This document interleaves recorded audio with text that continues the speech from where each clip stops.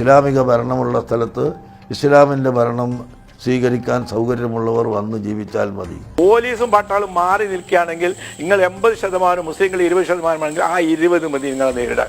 ഒരു സംശയമില്ല. അമ്പലത്തിൽ പോകുന്ന പള്ളിയിലും വരരുത്, പള്ളിയിൽ പോകുന്ന അമ്പലത്തിലും പോരുത്. അമ്പലത്തിലെ വിശ്വാസം വേറെ, പള്ളിയിലെ വിശ്വാസം വേറെ. നിങ്ങളുടെ പെരുന്നാൾ ദിവസം നിങ്ങളുടെ പ്രിയപ്പെട്ട കൂട്ടുകാരിയായ ഹിന്ദു പെണ്ണ് പർദ്ദടാത്തതിന്റെ പേരിൽ നിങ്ങൾക്ക് അവരോട് വിഷമം തോന്നിയിട്ടുണ്ടോ? നിങ്ങൾ അവരെ കുരിശു വെക്കും, നിങ്ങൾ അവരെ പുൽക്കൂടുണ്ടാക്കും, നിങ്ങൾ അവരെ ഉണ്ണി യേശുവിനുണ്ടാക്കും. നിങ്ങൾ അതൊക്കെ കച്ചവടവൽക്കരിക്കും. നിങ്ങൾ അങ്ങോട്ട് പോകും, അവരിങ്ങോട്ട് വരില്ല. അതുകൊണ്ടാണ് ഇന്ന് വരെ ഒരു ഹിന്ദു പെണ്ണ് ഇസ്ലാമിന്റെ ഒരു ആഘോഷ ദിവസം മുസ്ലിങ്ങളുടെ ആഘോഷമാണ്, അതുകൊണ്ട് പർദ്ദടട്ടെ എന്ന് ഒക്കെ തോന്നിയിട്ടില്ല. ക്രൈസ്തവ മതവിശ്വാസികൾ ക്രിസ്മസ് ആഘോഷിക്കപ്പെടേണ്ടത് തന്നെയാണ്. ഇസ്ലാം മതവിശ്വാസികൾക്ക് ആഘോഷിക്കപ്പെടണോ? അത് ആ മതവിശ്വാസത്തിന്റെ ആചാരമാണ് എന്ന് മനസ്സിലാക്കി ആ മതവിശ്വാസത്തിന്റെ ആചാരത്തിൽ പങ്കുചേരുക എന്നുള്ളത് കുഫറാണ്.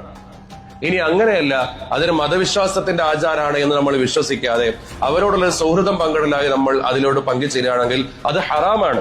ഞങ്ങൾക്ക് മതമാണ് മതമാണ് മതമാണ് പ്രശ്നം, അത് ഞങ്ങളുടെ ഐഡന്റിറ്റിയാണ്. കൊക്കിലെ ശ്വാസം നിലക്കുന്നവരെ മതം തന്നെയാണ് ഞങ്ങളുടെ വിശ്വാസത്തിന്റെ അകക്കാമ്പ്. കേരളത്തിലെ എല്ലാ മിമ്പറും വെള്ളിയാഴ്ച മുജാഹിദുകൾക്ക് വിട്ടുതരിക. കേരളത്തിലെ എല്ലാ മിമ്പറും തബ്ലീഗ് ജമാഅത്തിന്റെ, സുന്നിയുടെ, ജമാഅത്തെ ഇസ്ലാമിന്റെ എല്ലാവരുടെയും മിമ്പർ വെള്ളിയാഴ്ച മാത്രം മുജാഹിദ് പണ്ഡിതന്മാർക്ക് കുത്തുപെടുത്താൻ തരിക. 10 കൊല്ലം കൊണ്ട് കേരളത്തെ നമ്മൾ ഇസ്ലാമിക രാജ്യമാക്കി മാറ്റി. ഇനി ഇവരെ വെറുതെ നിൽക്കാൻ സമ്മതിക്കരുത്. നമുക്ക് വലിയ ദൗത്യമുണ്ട്, ഇവിടെ വലിയ ദൗത്യമുണ്ട്. ഇവരെ തുടച്ചു നീക്കിയാൽ അള്ളാന്റെ ദീൻ കേരളത്തിൽ പതായി.